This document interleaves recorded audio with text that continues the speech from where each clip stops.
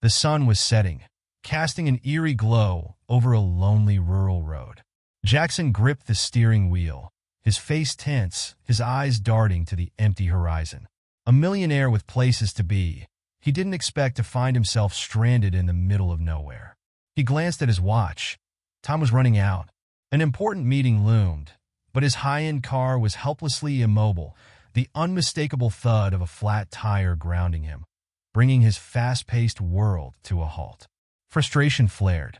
He muttered under his breath, feeling the sweat prickling at the back of his neck. Out here, there were no assistants, no chauffeurs, no one to solve his problems with a single phone call. Jackson kicked the dust and scanned the empty road, willing someone to appear, even though he knew how unlikely that was. With no cell signal, no one could even hear his calls for help. But then, in the shimmering heat, a figure emerged, a small, shadowy shape moving closer. Jackson squinted, adjusting his tie nervously. As the shape sharpened, he saw it was a young boy, maybe 14, walking steadily toward him. The boy stopped a few steps away, his gaze steady, and asked, "Got car trouble, mister?" Jackson hesitated. He wasn't used to relying on strangers, much less a kid. But there was something in the boy's eyes, clear and earnest, that made Jackson nod, almost reluctantly. "Flat tire," Jackson replied, trying to sound casual, though he couldn't shake the sense of vulnerability gnawing at him. The boy nodded, unfazed. "I can fix it. My dad taught me how." Without waiting for permission, he moved to the back of the car, checking for a spare. Jackson's gaze followed him, a strange feeling building inside him, a mix of relief and unease. Jackson stood by as the boy worked, his small hands expertly loosening the bolts and shifting the tire with practiced ease. Jackson found himself marveling at the boy's focus, his quiet competence. Here he was, a man of wealth and influence, yet he was entirely reliant on this young stranger who seemed to treat the task as second nature. "You're really doing this," Jackson murmured almost to himself, a mix of disbelief and admiration slipping into his tone. The boy glanced up, a small, confident smile lighting up his face. "Yeah, it's just a tire, mister. No big deal." Jackson couldn't help but notice the simplicity of his response, the lack of expectation in the boy's words. He worked swiftly, methodically, as though helping strangers stranded on rural roads was a regular part of his day. Within minutes, the boy stood up, wiping the sweat from his forehead, his face streaked with a bit of dust and grease. "All done," he said, giving Jackson a thumbs up. Jackson fumbled with his wallet, pulling out several bills and holding them out toward the boy, feeling a strange sense of relief that he could repay him in some way. But the boy stepped back, hands up, shaking his head. "Nah, I don't need that," he said with a soft laugh that echoed down the empty road. "Just wanted to help. You look like you could use it." Jackson froze, his hand hanging awkwardly in the air.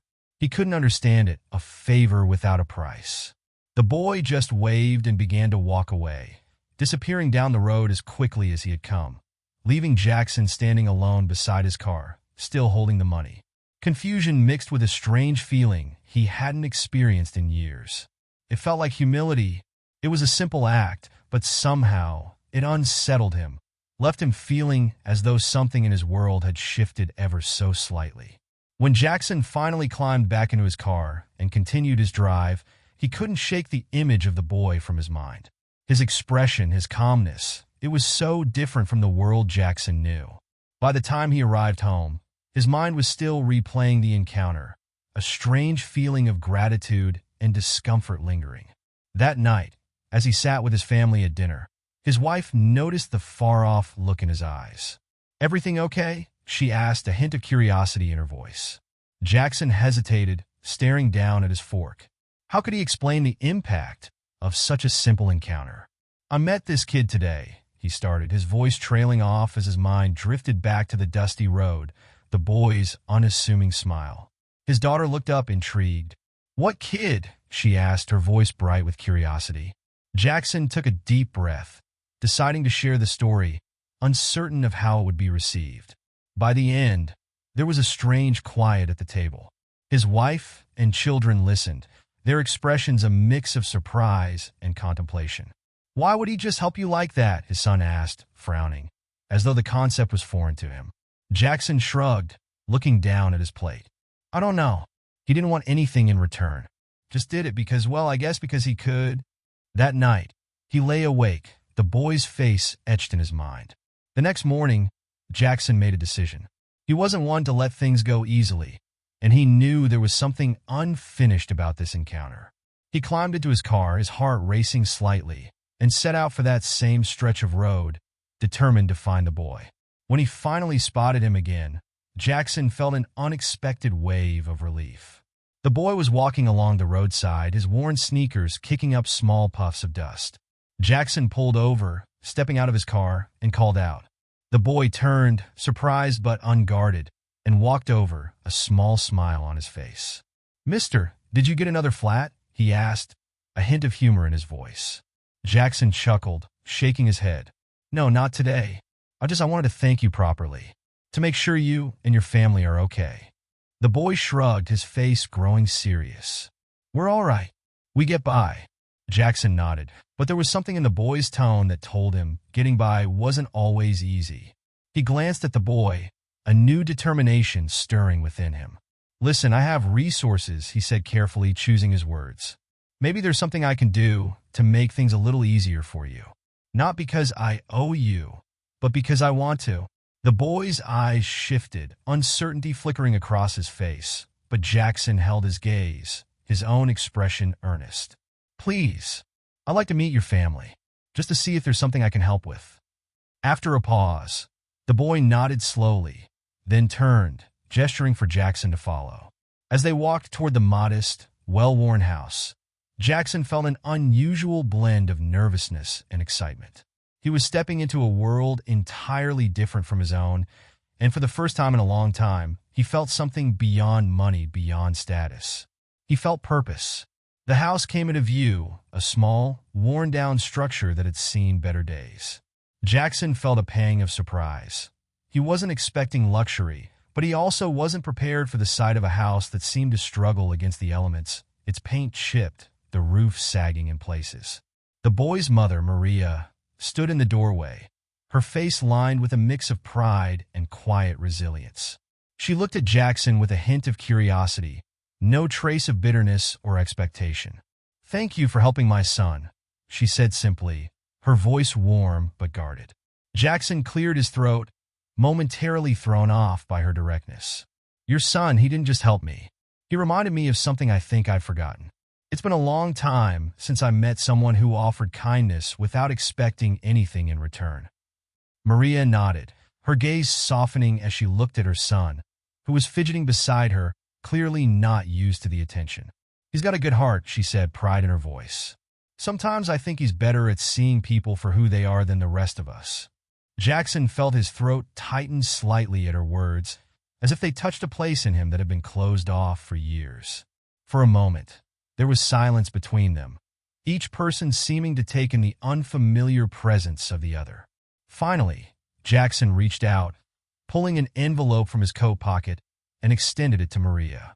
"Please," he said, his voice softer than he intended. "It's just a small thank you, something for you and your son." But Maria shook her head, her gaze steady and unwavering. "We don't need charity, mister. We've been making it on our own just fine." Jackson stood there, feeling a mix of frustration and admiration. This wasn't how he was used to dealing with things. Money had always been his solution, a quick fix to make problems disappear. But here, in this humble home, that approach seemed almost insulting. He took a deep breath, then spoke again, his tone more sincere. "I understand, but what if we did this a little differently? Maybe I could help with some repairs around here. Nothing fancy, just a way to lend a hand like your son did for me." Maria looked at him thoughtfully, clearly torn between pride and gratitude. Her eyes drifted to her son, who was watching her with a quiet hope, his gaze filled with a child's unguarded trust. Finally, she nodded, her voice barely above a whisper. "All right, but nothing too extravagant. Just enough to make things a little easier." Relief washed over Jackson, and he smiled, feeling as if he had just been given a rare gift, a chance to do something real, something meaningful. He picked up his phone, dialing a few contacts, setting up arrangements, making calls for a construction team to come by the next morning. For once, the resources he had felt like they had a purpose beyond personal gain. The next day, Jackson arrived with a team of workers and supplies, ready to get to work. The boy, who introduced himself as Leo, watched in awe as the crew got to work, tearing down old boards and repairing the leaky roof.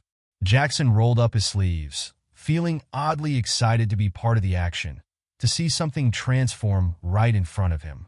As the repairs continued, Jackson found himself talking with Leo, learning about his life, his dreams, the small things that brought him joy. The boy's laughter was infectious, his energy boundless, and Jackson found himself opening up in ways he hadn't expected.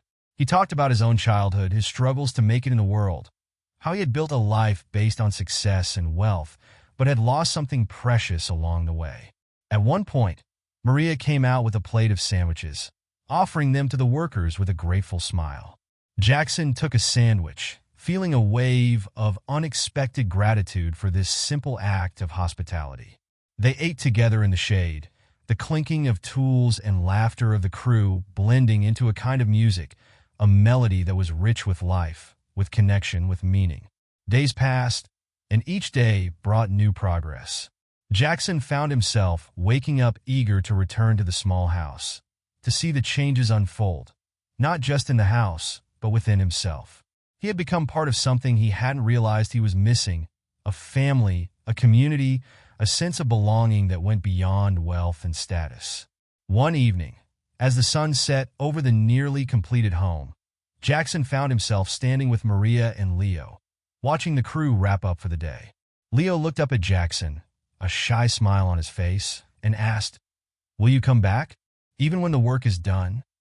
Jackson felt his chest tighten, a surge of emotion catching him off guard.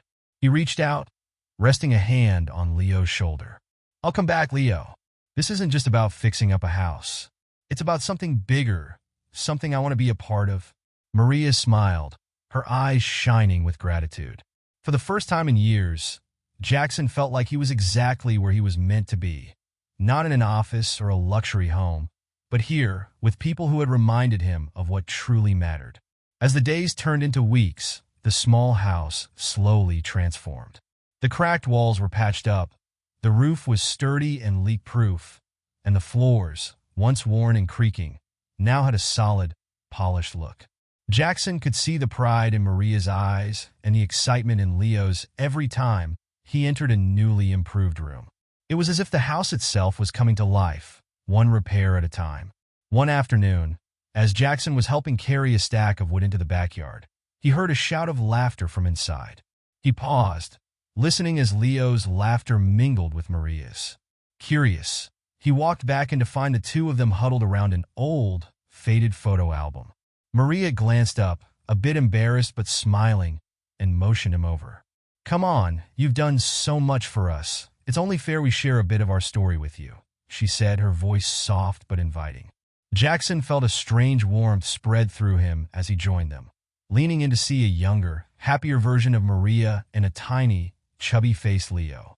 The pages were filled with moments, birthdays, holidays, lazy afternoons captured in worn-out clothes but radiant smiles. It was a world Jackson hadn't known, a world of love and resilience held together by nothing but each other. "Leo was born right here," Maria said, her fingers tracing over the photo of a newborn Leo wrapped in a thin, faded blanket. "It was just us two since the beginning. We've had our struggles, but we've always had enough." She looked up at Jackson, her gaze unwavering. "Until you came along. Now, we have more than enough." Jackson swallowed hard, feeling his eyes prickling unexpectedly. For all his wealth, his achievements, he realized he had never experienced this kind of richness, the kind that couldn't be bought or sold. He reached out, patting Leo on the shoulder, and gave Maria a nod, unsure how to put his feelings into words. Suddenly, Leo looked up, his eyes bright with a spark of inspiration. "Hey, Mr. Jackson, can I show you something?" Without waiting for an answer, Leo dashed out of the room, returning moments later with a sketchbook. He flipped it open, revealing page after page of hand-drawn blueprints, buildings, and structures in incredible detail for someone so young. Jackson raised an eyebrow, his interest piqued. "Did you draw these?" he asked, flipping through the sketches with growing admiration. Leo nodded, a bit shy but clearly proud. "I want to be an architect someday," he said, his voice filled with a quiet determination. "I want to build houses for people, make them strong and safe. Like what you're doing for us." Jackson felt something shift inside him, like the pieces of a puzzle finally falling into place.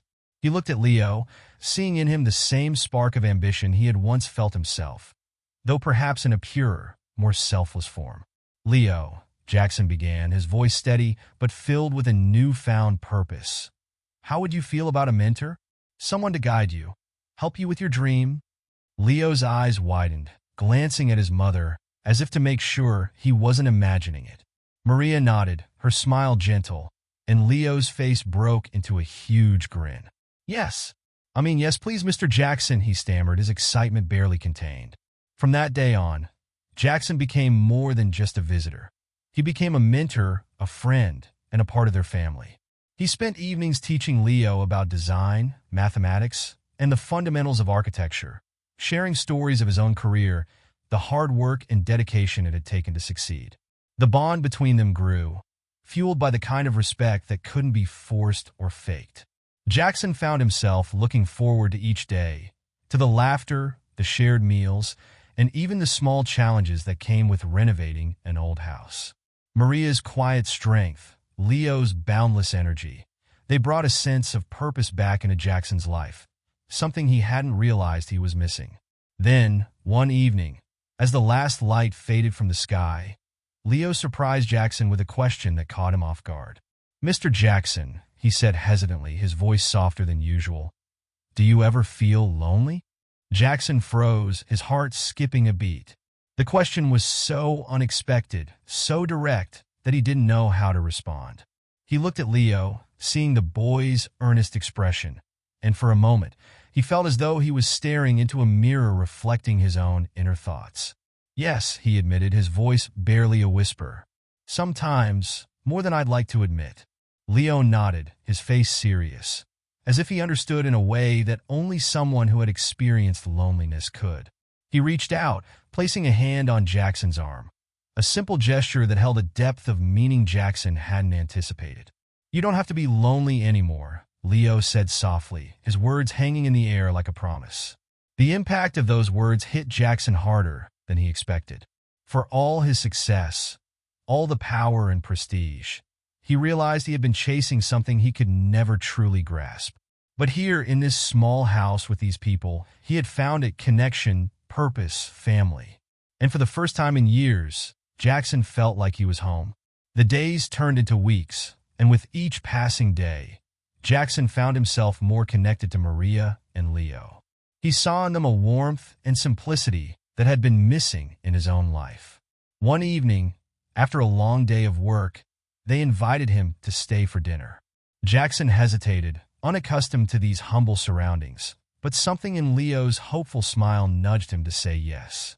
The meal was simple: scrambled eggs, rice, a few vegetables from Maria's small garden. But Jackson found it more fulfilling than any gourmet dish he had ever tasted. Sitting at the table with them, he listened to Maria tell stories of her childhood, of the small dreams she had put aside to raise her son.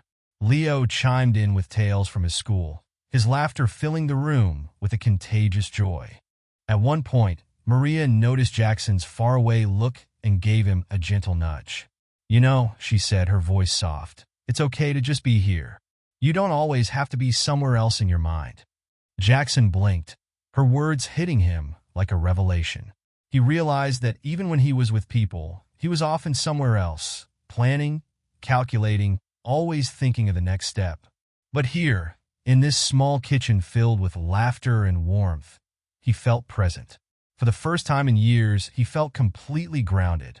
As the meal wrapped up, Leo leaned over and whispered to him, "Mr. Jackson, you should come see the stars." The boy's eyes sparkled with excitement, and Jackson, intrigued, followed him outside.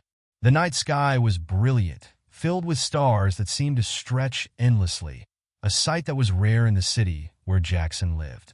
Leo lay down on the grass, staring up, and Jackson followed suit, lying beside him and gazing into the vast, quiet universe. "Did you know," Leo began, his voice barely a whisper, "stars are like people? Some are bright, some are faint, some come and go, but they're all important. They all have a place." Jackson smiled, moved by the boy's wisdom. "I think you're right, Leo. Sometimes we forget that, don't we?" They lay there in silence, the stillness of the night wrapping around them like a comforting blanket. Jackson felt an overwhelming sense of peace, a feeling he hadn't known in years. He realized that he had spent so much of his life trying to outshine everyone else, to be the brightest, the most successful. But here, lying under the stars with a boy who had shown him kindness without expecting anything in return, he understood that there was more to life than standing out. Sometimes it was enough just to belong. The following day, Jackson returned with a surprise. He had arranged for a crew to help build an extension to the house, a small studio where Leo could study and work on his architectural designs. When he revealed the plan to Maria and Leo, their reactions were priceless. Maria's eyes filled with tears, and Leo stood there, speechless, his gaze shifting between his mother and Jackson, as if he couldn't believe this was real. "Are you serious, Mr. Jackson?" Leo finally whispered, his voice trembling with emotion. Jackson nodded, smiling. "It's time you had a place to work on those dreams of yours. And maybe," he added with a wink, "you can teach me a thing or two about architecture." Leo's face broke into a grin, and he threw his arms around Jackson in a spontaneous hug, catching him off guard. Jackson felt a rush of warmth, a sense of belonging he hadn't felt in years. He hugged the boy back, realizing that in this small act, he had found something he hadn't even known he was searching for. Over the next few weeks, the studio took shape, and with each brick laid, each beam secured, Jackson felt his bond with Maria and Leo deepen. They became like family, a part of his life that felt as natural and essential as breathing.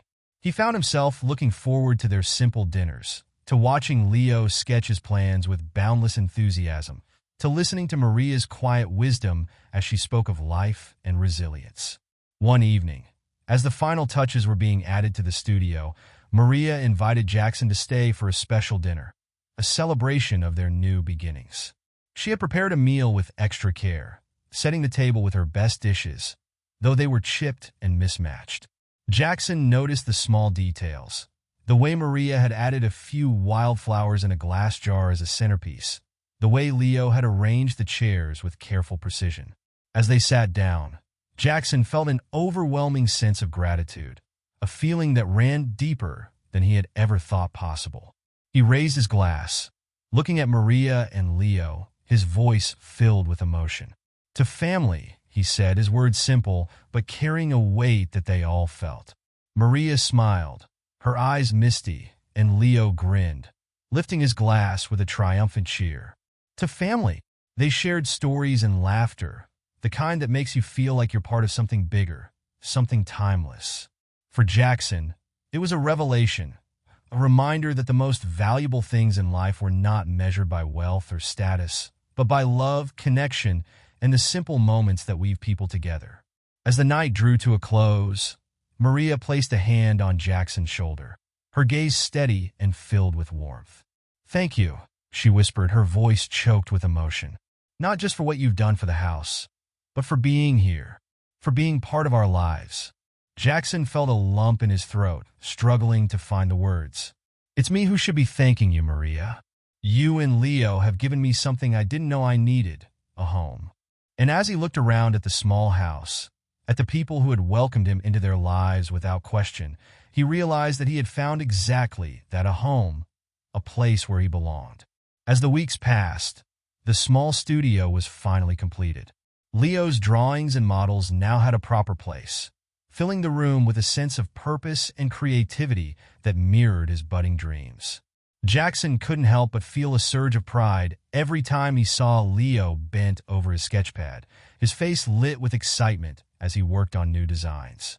It was as if he was watching his own past self, but with a purity of ambition he had long since lost.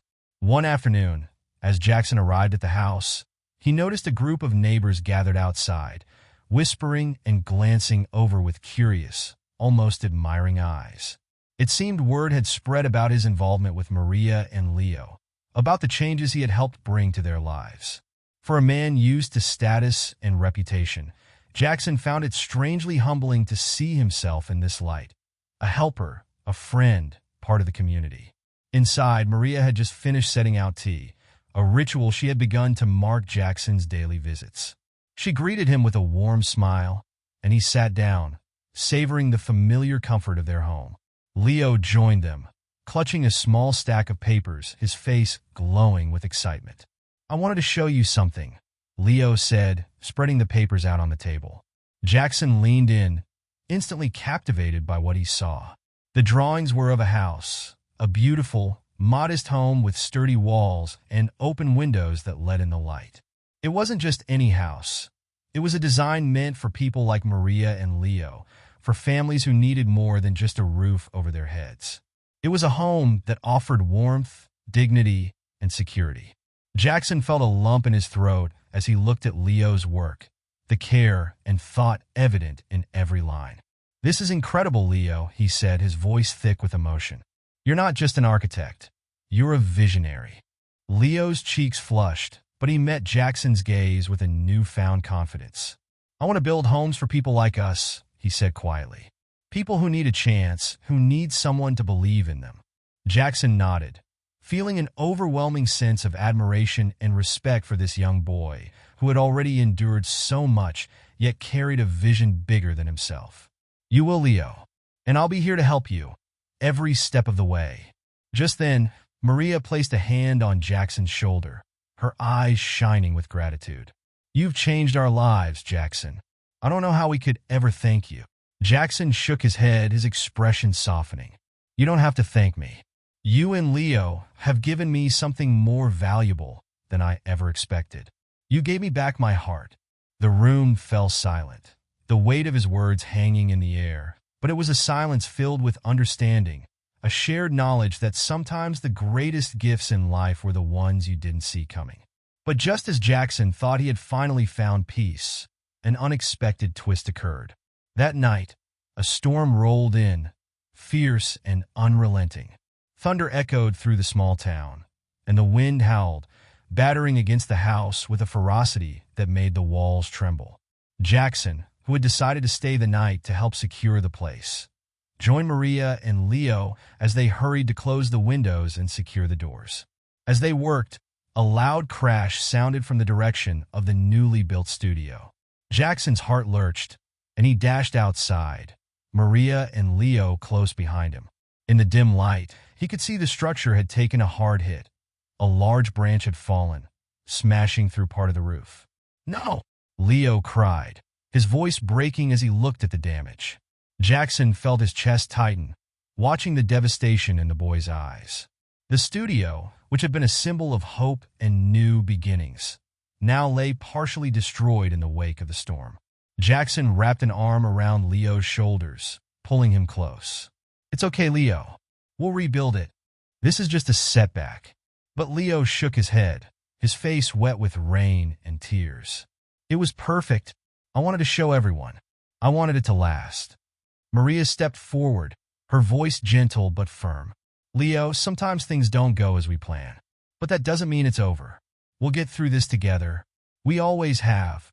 Jackson looked at them both, feeling a surge of determination. He could see that, despite their strength, this was a blow that hurt them deeply.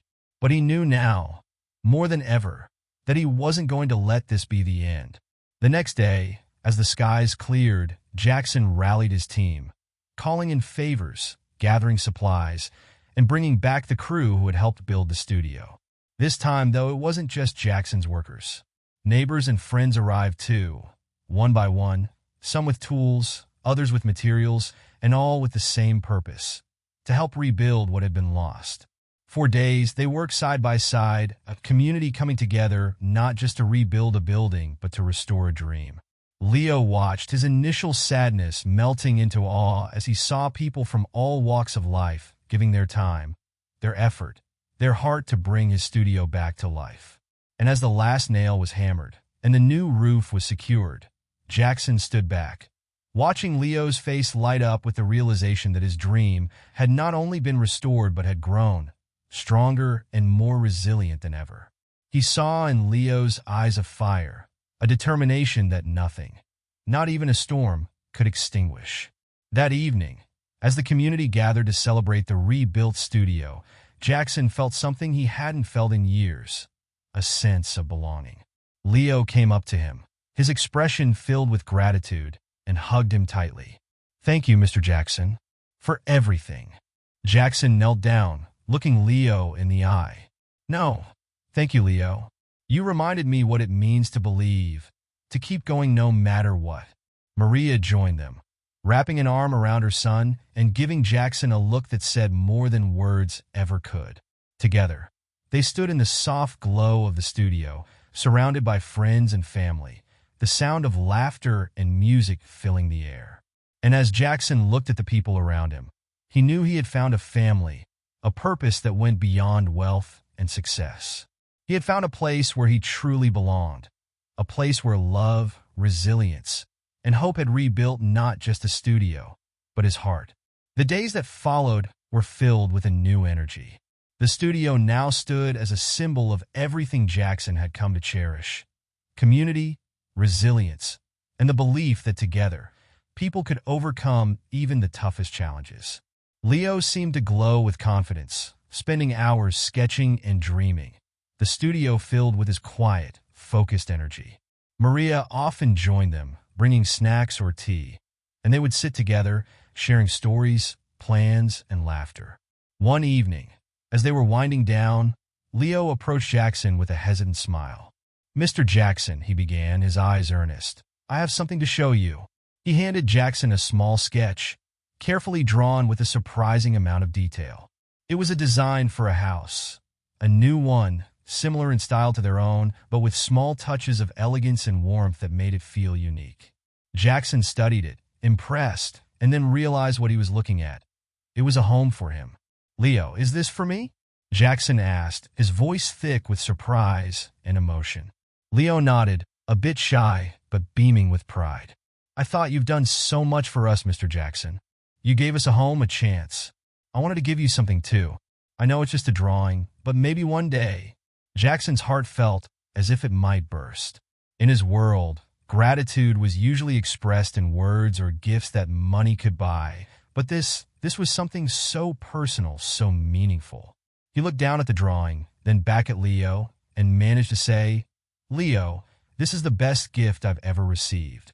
As the night settled around them, Jackson found himself sitting on the porch with Maria, the warmth of the day lingering in the cool evening air. They talked about simple things at first, the repairs on the house, Leo's dreams, but eventually, Maria looked at Jackson with a gentle but serious expression. "Jackson," she began quietly, "I know that you've done so much for us, but there's something more you need to do." Jackson looked at her, taken aback. "What do you mean?" Maria's gaze was steady, filled with an understanding that seemed to pierce through the layers of Jackson's guarded heart. "You've been running, Jackson. I don't know from what, but I see it in you. You found something here, something you needed, but you can't hide here forever." The words hit Jackson with the force of a revelation he had been avoiding for years. She was right. He had been running from the emptiness that success hadn't been able to fill, from the relationships he had neglected, from a life that felt hollow despite all he had achieved. He looked down, unable to meet her gaze, feeling the weight of her words settle over him. "I don't know if I'm ready to go back to that life," he admitted, his voice barely a whisper. Maria reached out, placing a hand on his. "Maybe it's not about going back. Maybe it's about taking what you've found here and building something new." Her words hung in the air, wrapping around Jackson's heart like a gentle but firm embrace. He realized that she was right. He couldn't stay hidden in this small, perfect world forever. He had a responsibility to himself, to the people he had left behind, to the life he could now create with the clarity he had found. As the days went on, Jackson began to make plans. He would return to his life, but this time, he would do things differently. He would reconnect with the people he had distanced himself from, approach his work with a renewed sense of purpose, and most importantly, carry the values he had learned here with him. But leaving wasn't easy. Leo clung to him the morning he prepared to depart, his eyes filled with a sadness that Jackson felt mirrored in his own heart. "Are you really leaving, Mr. Jackson?" Leo asked, his voice trembling. Jackson knelt down, looking the boy in the eyes. "Leo, I have to go, but this isn't goodbye. I'll be back, and we'll keep working on those dreams of yours. I promise." Leo nodded, his small frame shaking with emotion. He threw his arms around Jackson, holding him tightly. Jackson hugged him back, feeling a surge of gratitude for this boy who had changed his life in ways he hadn't thought possible. Before he left, Maria approached him with a small package wrapped in brown paper. "Take this," she said, her eyes filled with warmth. "It's a piece of home for you, something to remind you of everything you've found here." Jackson took the package, feeling the weight of her words and the significance of the gift. He climbed into his car, waving one last time to Maria and Leo, watching them grow smaller in the rearview mirror until they disappeared from sight. The drive back to his old life was filled with a mix of emotions: hope, sadness, determination. He opened the package Maria had given him, finding inside a small, hand-carved figure of a family, simple yet beautifully crafted. He placed it on the dashboard, a reminder of the people who had become his family in the most unexpected of ways. Upon his return, Jackson knew things would be different. He reconnected with friends he had neglected, reached out to family members he hadn't spoken to in years, and approached his business with a sense of responsibility and purpose he hadn't felt before. He used his resources not just to grow his wealth, but to give back, to support communities and dreams like Leo's. Months passed, and one day, as he was finishing a meeting, his assistant walked in, a curious look on her face. "Mr. Jackson," she said, holding out a small, handwritten letter, "this arrived for you." Jackson took the letter, his heart pounding as he recognized Leo's handwriting. He opened it, reading the carefully written words, his eyes misting over as he took in the news. Leo had won a scholarship to an architecture program, the first step toward his dream of building homes for those in need. At the bottom, Leo had added a simple message: "Thank you for believing in me, Mr. Jackson. I couldn't have done it without you." Jackson felt a smile spread across his face, his heart filled with pride and joy. He looked at the small, carved figure on his desk, feeling a deep sense of gratitude for the journey that had brought him here, for the family he had found, and for the purpose he had discovered in the most unexpected of places. As he sat back, the weight of Leo's words settled over him, a reminder of the impact he had made, not just on the lives of Maria and Leo, but on his own. He realized, finally, that he hadn't just found a family, he had found himself. And with that, Jackson knew that this was just the beginning of a new, meaningful chapter, one built on connection, purpose, and the simple, beautiful truth that sometimes the greatest journeys in life lead us back to the very heart of who we are. Jackson could hardly believe how quickly the months had passed since he left Maria and Leo's home. Every day, he carried their influence with him, a quiet but powerful reminder of what truly mattered. He made frequent trips back, staying involved in Leo's journey, offering mentorship and resources when he could, but mostly just being there, watching with pride as Leo's dreams began to take shape. One day, Jackson received a call that filled him with both excitement and a strange sense of nervousness. Leo had been chosen to present his architectural project at a local community showcase. Jackson didn't hesitate. He cleared his schedule and drove back to the small town, arriving just in time to see Leo standing nervously in front of a group of community leaders, neighbors, and a few potential investors. Leo's project, a blueprint for affordable, sustainable housing for low-income families, was more than just a design. It was a vision, one that embodied all the hope, resilience, and kindness he had grown up with. Jackson watched, his heart swelling with pride, as Leo explained his project with a confidence that was both humble and unwavering.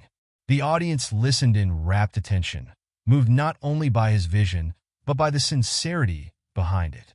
As Leo finished, a quiet murmur spread through the crowd. People whispered in admiration, some wiping away tears, others nodding in approval. It was clear that Leo's project had touched something deep in them, reminding them of the importance of home, family, and community. Jackson's chest felt tight, his emotions overwhelming him as he realized just how far Leo had come.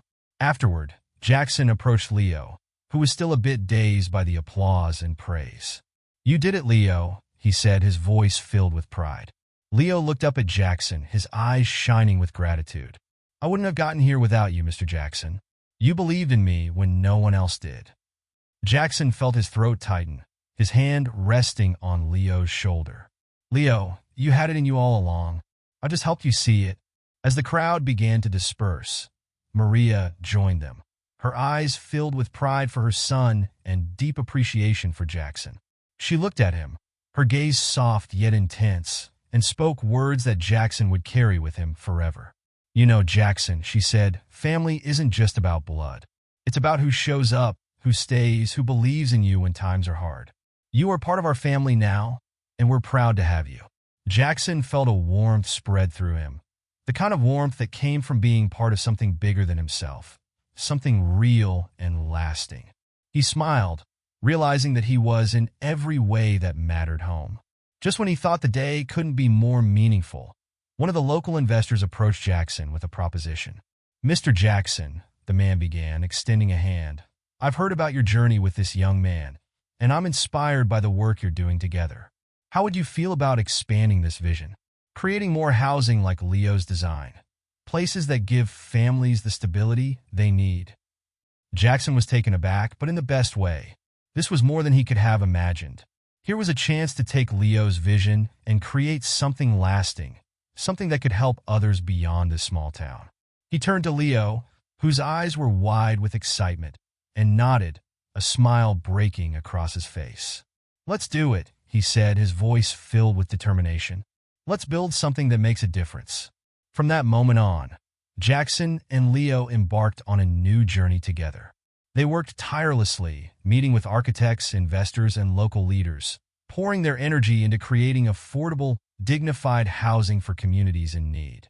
It was hard work, but it was the kind that fueled them both, the kind that brought meaning and purpose into their lives. One evening, after a long day of planning, Jackson sat with Maria and Leo in their kitchen, sharing stories and laughter, the way they had done so many times before. Maria looked at him with a warm smile, her voice gentle but full of admiration.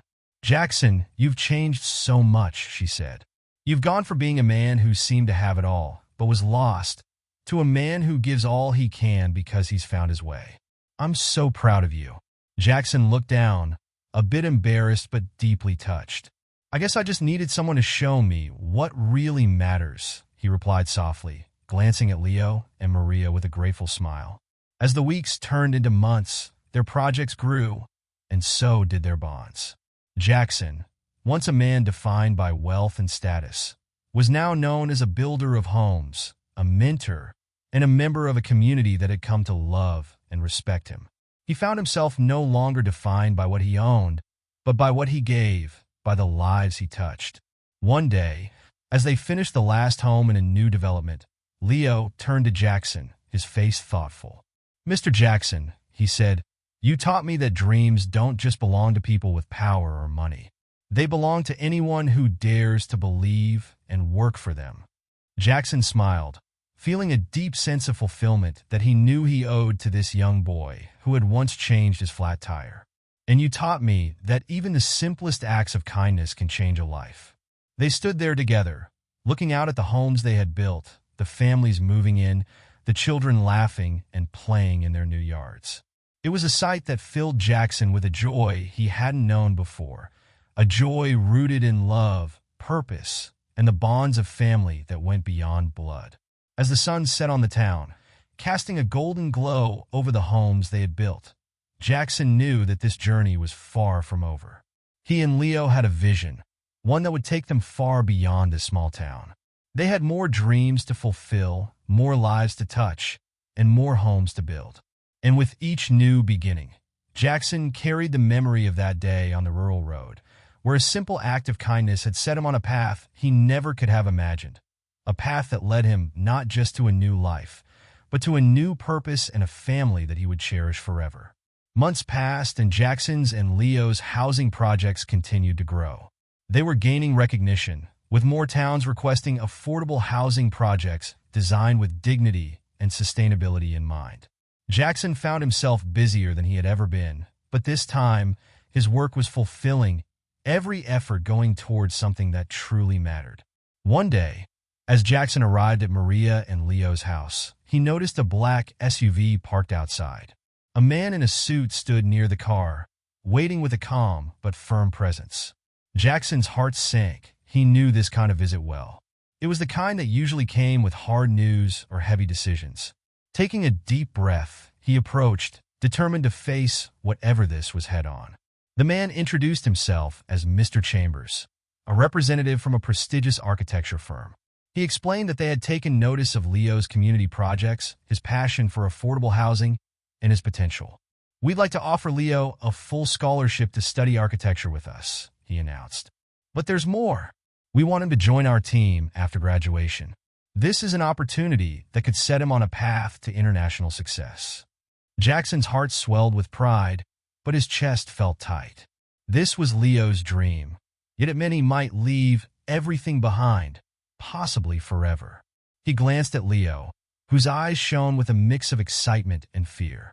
Maria stood beside him, her hand resting on his shoulder, her face unreadable but proud. Mr. Chambers handed Leo an envelope containing details of the offer. Leo's hands trembled as he took it, the reality of this opportunity washing over him. After the representative left, a tense silence fell over them. Leo looked from his mother to Jackson, his expression conflicted. "Mr. Jackson, Mom," he began, his voice shaking, "I don't know if I can leave all this. This is our dream, our project." Jackson put a hand on Leo's shoulder, looking him squarely in the eyes. "Leo, this is your dream. It's everything you've worked for, and you deserve it. Don't worry about me or the projects. We'll keep building, and you'll always have a place here." Maria nodded, her voice soft but unwavering. "We've raised you to follow your heart, Leo. You'll always be a part of this, whether you're here or halfway across the world." Leo's gaze softened, but tears pricked his eyes as he realized what they were saying. The opportunity was too big to pass up. Yet the thought of leaving his family, his community, and Jackson was nearly unbearable. After a long pause, he nodded, his voice barely a whisper. "I'll go, but only if you both promise to keep going with our projects. This isn't just mine, it's all of ours." And so, it was decided. The next few weeks were filled with preparations, a whirlwind of goodbyes, and emotional moments as Leo prepared to leave. On the day of his departure, the entire community gathered to see him off, the love and pride they felt for him evident in every handshake, every hug, every tear-filled smile. As Leo hugged Jackson for the last time, he looked up, his face a mix of determination and gratitude. "Mr. Jackson, thank you for everything. I'll make you proud, I promise." Jackson's voice was thick with emotion as he replied, "You already have, Leo. Go out there and show the world what you're made of. And remember, no matter where you go, you'll always have a family here." With that, Leo boarded the bus, waving one last time before disappearing from view. Jackson and Maria stood side by side, watching until the bus was a distant speck on the horizon. Jackson felt a bittersweet ache in his heart, but he knew that this was just the beginning of Leo's journey, a journey that would bring his dreams to life and touch countless lives along the way. Over the next few years, Jackson and Maria continued to grow the housing projects, keeping Leo's vision alive and expanding it even further. They stayed in touch with Leo, receiving letters and updates, each one filled with stories of his experiences, his learning, and his growing dream to one day return and build something truly transformative for his community. One evening, as Jackson was going through paperwork, he received a letter from Leo that was different from the others.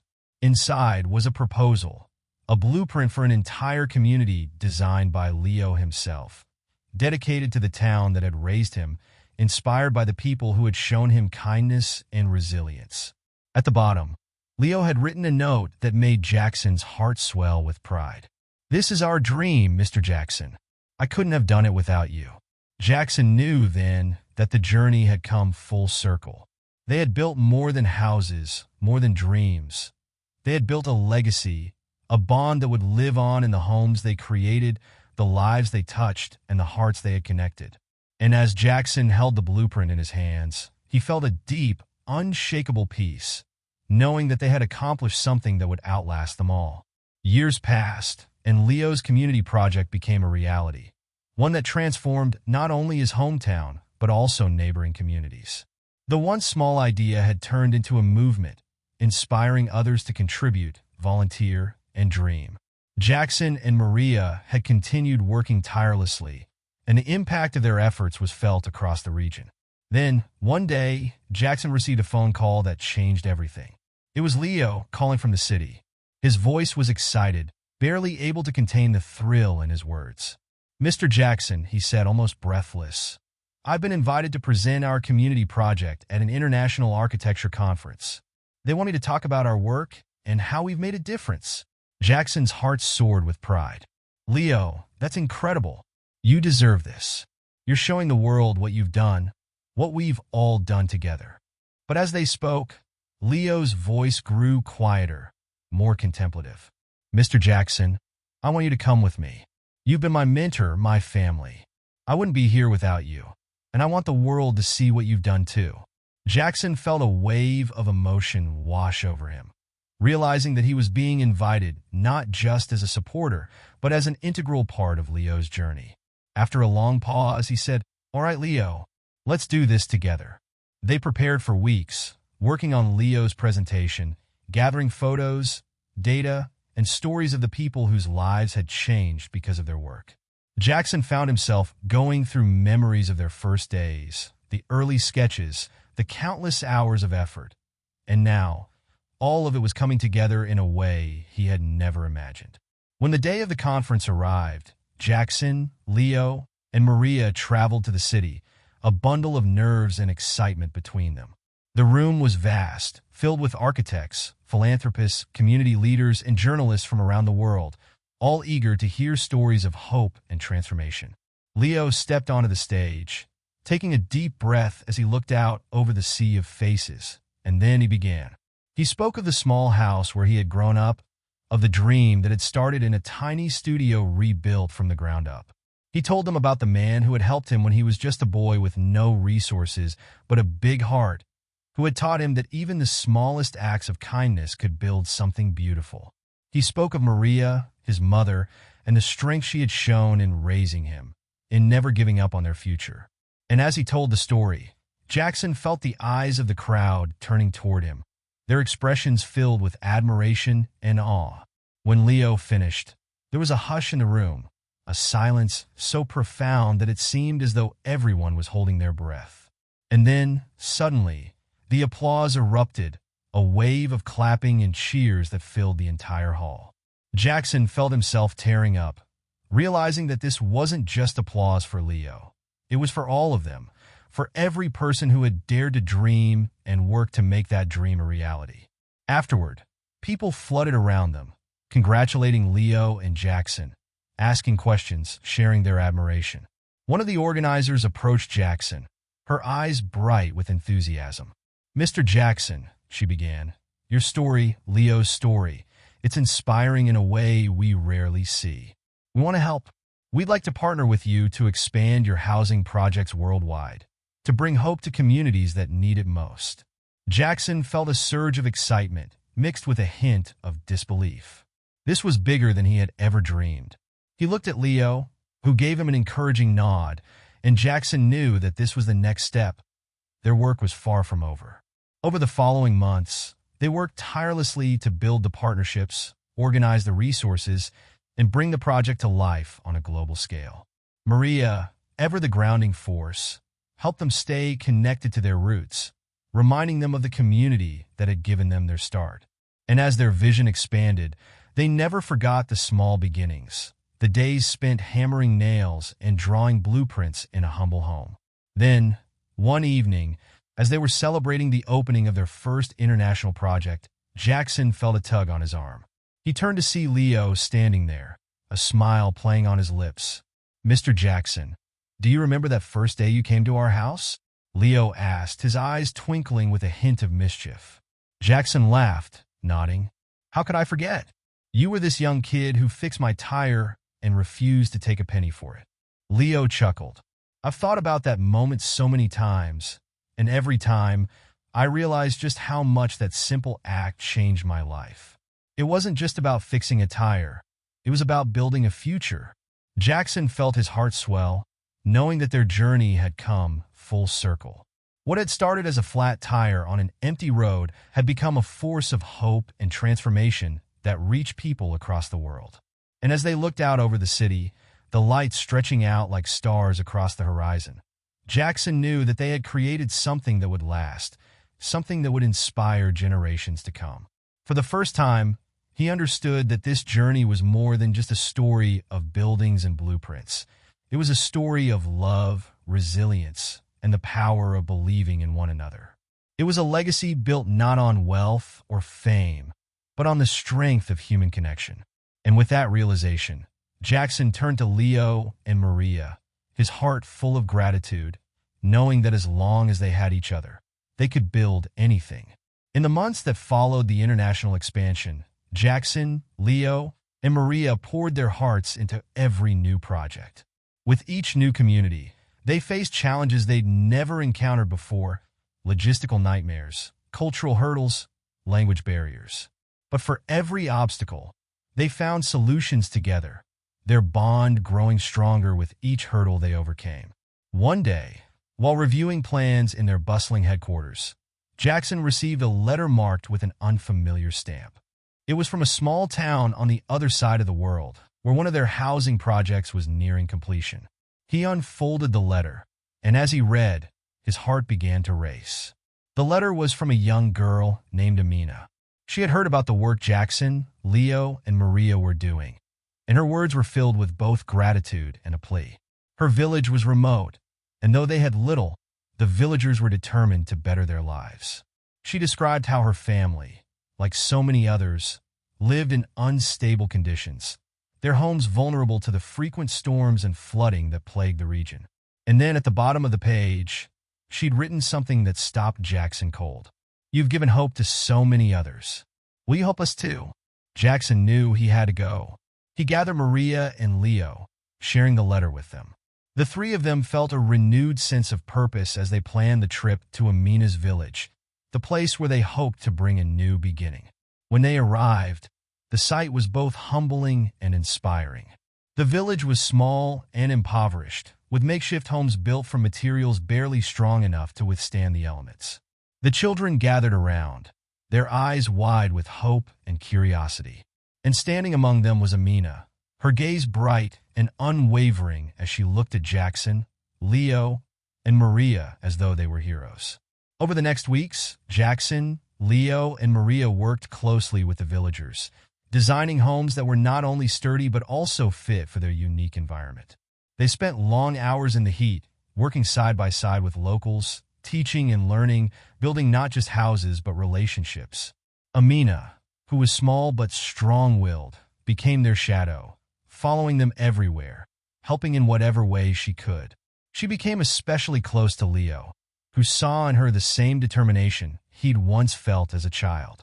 They worked together late into the evenings, talking about dreams, resilience, and the power of helping others. One night, as they sat around a small fire with Amina and her family, she turned to Jackson with a serious expression. "Mr. Jackson," she said, her voice soft but determined, "when I grow up, I want to be like you. I want to help people have homes that are safe. Will you teach me?"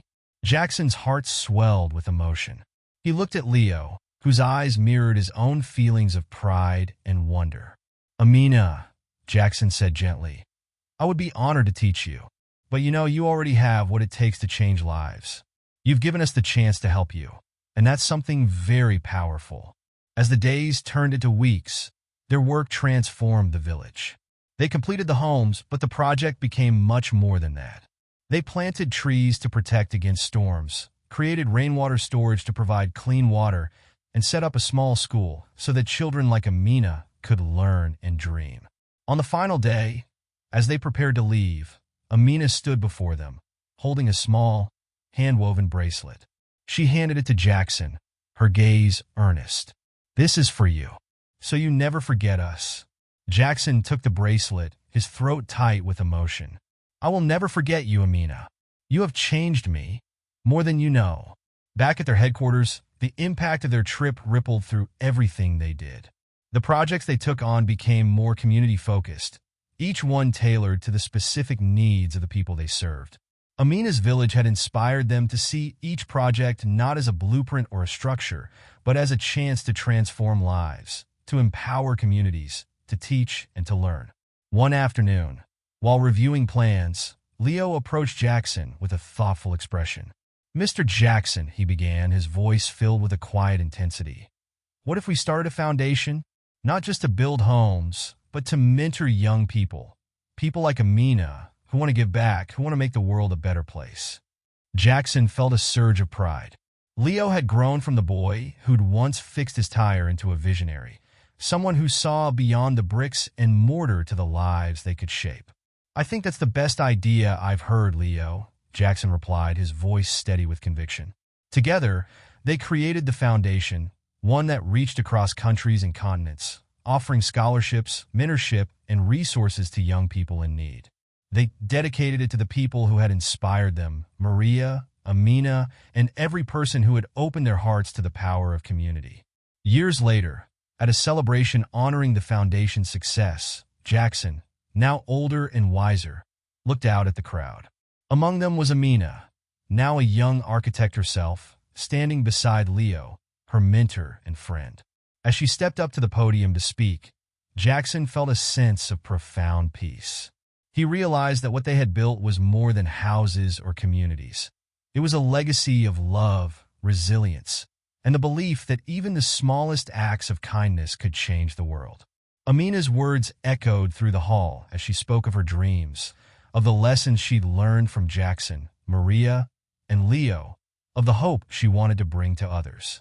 Her voice was filled with strength, her gaze unwavering, and Jackson felt tears prickling his eyes as he watched her, knowing that their journey had come full circle.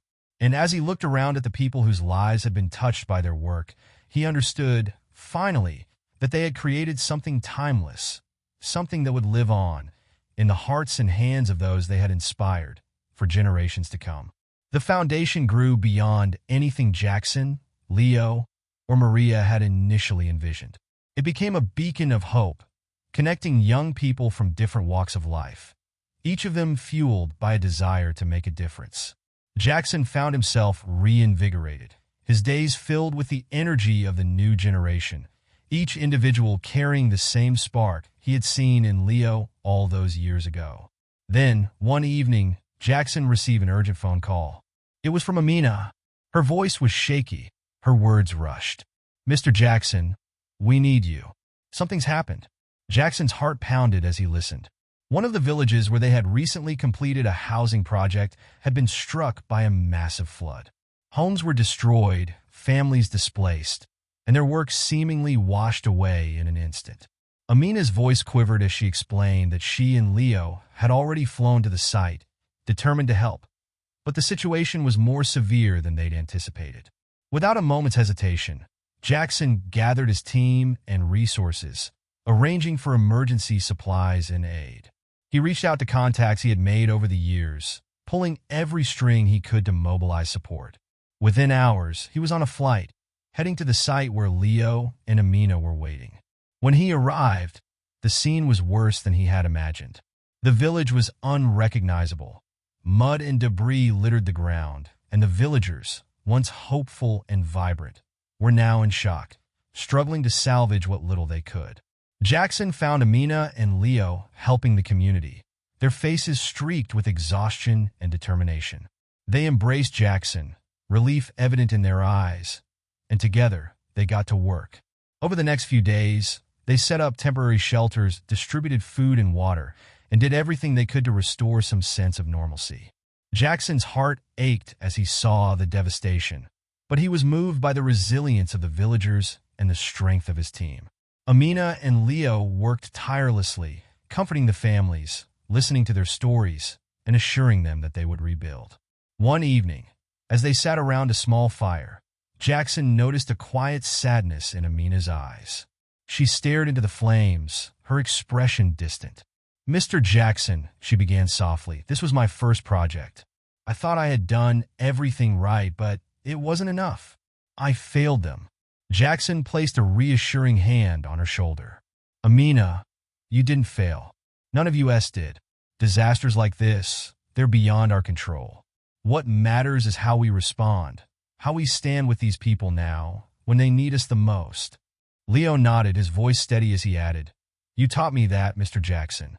And now it's our turn to teach others. We'll rebuild, and this time we'll make it even stronger."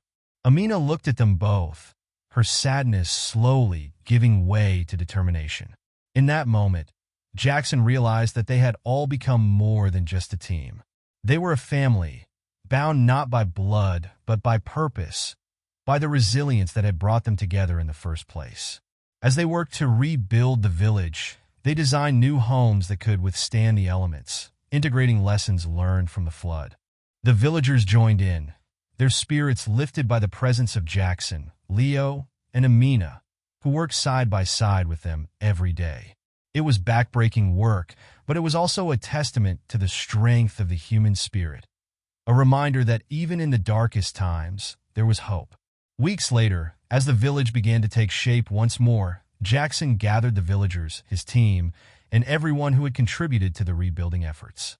They stood together in the village square, a mix of locals, volunteers, and community leaders from nearby areas. Jackson looked at each face, feeling the weight of their journey, the struggles, and the triumphs. "Today," he began, his voice filled with emotion, "we're not just rebuilding houses. We're rebuilding lives, families, and a future. This village is a symbol of our resilience, our strength, and our commitment to one another. No matter what happens, we will always stand together." The crowd erupted in applause, their faces shining with hope and pride. The villagers embraced Jackson, Amina, and Leo, their gratitude evident in every smile and tear. Jackson felt a profound sense of fulfillment, knowing that their journey had come full circle, not just in the buildings they had created, but in the lives they had touched and the legacy they were leaving behind. As they prepared to leave, Jackson took a moment to stand on a hill overlooking the village. He felt an overwhelming sense of gratitude for the journey, for the people who had changed his life in ways he hadn't thought possible. Amina and Leo joined him, their faces filled with the same sense of awe and accomplishment. "Mr. Jackson," Amina said, her voice barely above a whisper, "you once told me that even the smallest act of kindness can change a life. I didn't understand it then, but now I do. Thank you for showing us what it means to believe, to keep going, no matter what." Jackson looked at them, his heart full. "Thank you both. You've taught me just as much as I've taught you. And together, we've built something that will last beyond any storm, beyond any hardship. We've built something real, something unbreakable." As they watched the sunset over the newly rebuilt village, Jackson felt a peace settle over him, a peace born of purpose, resilience, and the unwavering bond of family. He knew that this was only the beginning, that they would continue to face challenges, but they would face them together, as a family united by love and the shared dream of making the world a better place. And as the last rays of the sun dipped below the horizon, Jackson, Leo, and Amina knew that no matter where life took them next, they would always carry this moment, this journey, with them, a testament to the power of kindness, resilience, and the belief that together they could build a world worth living in. The foundation's work continued to grow, and their projects gained international recognition. Jackson, Leo, and Amina were now invited to speak at conferences, attend award ceremonies, and visit universities where they inspired young architects, engineers, and dreamers. Their impact was undeniable, and the world had taken notice. But despite the success, they remained grounded, always returning to the communities they served, working hand in hand with the people whose lives they sought to uplift. Then, one winter morning, Jackson received a surprising letter. It was from a prestigious organization, inviting him, Leo, and Amina to participate in a unique project, designing a housing complex for a historic, underserved neighborhood in a major city. The project was high-profile, with complex requirements and an immense budget. It was the kind of project that most architects could only dream of. But there was a catch. The letter included a special request. The neighborhood had strong cultural roots, and the community leaders wanted architects who could incorporate these elements without erasing the neighborhood's identity. They wanted a design that felt like home, one that blended the old with the new, honoring the past while providing a hopeful future. Jackson, Leo, and Amina were intrigued but also nervous. They had never worked on a project of this scale, nor one with such specific cultural requirements. It was a challenge that would push them beyond their comfort zones, requiring not only technical skill, but a deep respect for the community's heritage. Together, they decided to take on the project, seeing it as an opportunity to learn, grow, and contribute something truly meaningful. When they arrived in the neighborhood, they were welcomed by community leaders and residents. The people were wary but hopeful, their gazes filled with a mixture of pride and apprehension. Jackson, Leo, and Amina knew they had to win their trust, so they spent the next weeks meeting with families, attending local gatherings, and listening to stories of the neighborhood's history, the struggles it had faced, and the dreams its residents held for the future. One evening, they sat around a fire with several community elders. One of the oldest residents, a man named Mr. Alvarez, shared stories of his youth, of the vibrant neighborhood he remembered, filled with music, laughter, and resilience. His eyes sparkled with memories, but his voice grew heavy as he spoke of the years of neglect, of friends and family members who had left, unable to stay. "We don't want to lose our roots," he said, his voice filled with both determination and vulnerability. "This place, it's more than just buildings. It's memories, it's family. If you can promise to honor that, then we'll trust you." Jackson felt a deep responsibility settle over him. He looked at Leo and Amina, seeing the same determination mirrored in their faces. "We promise," he said quietly. "We're here to build with you, not over you." With that promise, the community began to open up, sharing ideas, dreams, and visions for what their neighborhood could become. Inspired by their trust, Jackson, Leo, and Amina worked tirelessly to design a plan that honored the past while embracing the future. They incorporated murals inspired by the neighborhood's history, used local materials, and designed courtyards where residents could gather, celebrate, and connect. The project was challenging, filled with moments of doubt and difficulty. But through every setback, the team and the community pulled together, solving problems and celebrating small victories. Jackson often found himself marveling at how far they had come, from a single act of kindness on a rural road to leading a project that now meant so much to so many people. Then, as they neared the project's completion, an unexpected twist arrived. A powerful developer approached with an offer to buy the entire neighborhood. The offer was staggering, a sum that would benefit each resident financially. The developer promised to build modern high-rises, luxury amenities, and everything that would attract affluent buyers. The news spread quickly, and the community became divided. Some residents saw the offer as a way out, a chance to leave behind years of hardship. Others, like Mr. Alvarez, saw it as a threat, a potential erasure of their history, their legacy, and the place they called home. A tense meeting was held, and emotions ran high. People argued, voices raised, and Jackson could feel the weight of their hopes and fears pressing down on him. He glanced at Leo and Amina, knowing they had to handle this with care and respect. Jackson stood, his voice steady but filled with empathy. "I know this decision is difficult. Each of you has to choose what's best for your family, and there's no wrong answer here. But please remember what brought us together, the dream of creating something lasting, something that honors who you are." He turned to Mr. Alvarez, who looked at him with a heavy gaze. "Mr. Alvarez, this is your neighborhood. If we continue, we'll need your support, your guidance. And if you decide to leave, we'll respect that too." Mr. Alvarez took a deep breath, his eyes filling with tears. He looked around the room, seeing the faces of neighbors, friends, and family. "This is our home," he said, his voice breaking. "I'll stay, but I can't ask any of you to give up what could be a better life." One by one, the residents spoke, each weighing the value of money against the intangible heritage they held dear. In the end, the majority chose to stay, united by a common desire to protect what they loved, even if it meant facing continued challenges. With renewed determination, Jackson, Leo, and Amina led the completion of the project, supported by a community that had chosen to stand together. When the last building was completed, a celebration erupted, filling the streets with music, laughter, and a profound sense of belonging. As they stood together, watching families move into their new homes, Jackson felt a wave of pride and gratitude. He turned to Leo and Amina, knowing that they had once again built more than just structures. They had helped to preserve a piece of history, to honor a community's identity, and to show the world the power of unity and respect. As the sun set over the neighborhood, casting a golden glow over the new and old alike, Jackson realized that this project, like every one before it, had deepened their purpose, strengthened their family, and reminded them that true success was measured not in wealth, but in the lives they touched and the legacy they left behind. Just as the celebration reached its peak, the sound of sirens echoed through the streets, cutting through the music and laughter.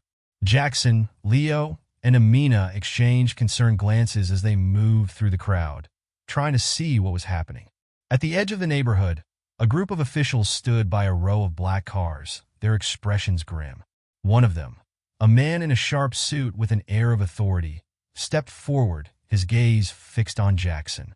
"Mr. Jackson," he began, his voice cold and unyielding, "we've received reports that your project has violated certain zoning and regulatory codes. We're here to investigate, and we'll need full access to all records." Jackson's heart pounded. This was completely unexpected. Every document, every permit had been handled meticulously, but now it seemed that someone or something was determined to stop them. Amina whispered to Leo, "Do you think this is the work of that developer? The one who tried to buy out the neighborhood?" Leo's eyes narrowed. "It has to be. He couldn't get the land, so now he's trying to destroy everything we've built." The crowd around them grew tense as word spread. Families, community members, and friends who had supported and trusted Jackson and his team now looked on with worry and fear. Jackson turned to face them, his voice filled with determination. "We've come too far to let anyone take this from us. We did everything right, and we'll prove it. But we can't do this alone. We need all of you to stand with us." The man in the suit smirked, sensing the tension in the air. "You can try," he said, his tone dripping with condescension. "But let me assure you, this isn't just about one neighborhood. There are powerful people who don't want to see you succeed." Jackson stood his ground, his eyes blazing with defiance. "We didn't come this far to give up now. We'll fight for this neighborhood, for every person here, and for every community that deserves a chance." The official's smirk faded, replaced by a look of irritation. He nodded curtly to his men, and they moved toward the buildings, ready to begin their inspection. But as they did, a group of community members stepped forward, forming a barrier between the officials and their homes. One by one, others joined them, standing shoulder to shoulder with Jackson, Leo, and Amina. Mr. Alvarez, the elder who had once hesitated, stepped forward, his voice clear and steady. "This is our home. If you want to tear it down, you'll have to go through all of us." The official's face twisted with frustration, but he gave a curt nod, signaling his team to back off for now. As the officials withdrew, Jackson looked at his team, feeling the weight of what lay ahead. This was only the beginning. They would face powerful forces, people who wanted to erase everything they had fought for. But he knew they had the strength and resilience to face it together. He turned to the crowd, his voice firm. "This fight is far from over, and we'll need each and every one of you. Because no matter what they throw at us, we're ready. And believe me," Jackson's gaze swept over the faces around him, a fierce resolve burning in his eyes. "This is just the beginning." If this story resonated with you, let us know in the comments. Share your thoughts, and don't forget to send this video to to friends and family. Subscribe to our channel to join us on this journey, and stay tuned for more powerful stories that prove how even the smallest actions can change lives. Together, we'll see what happens next.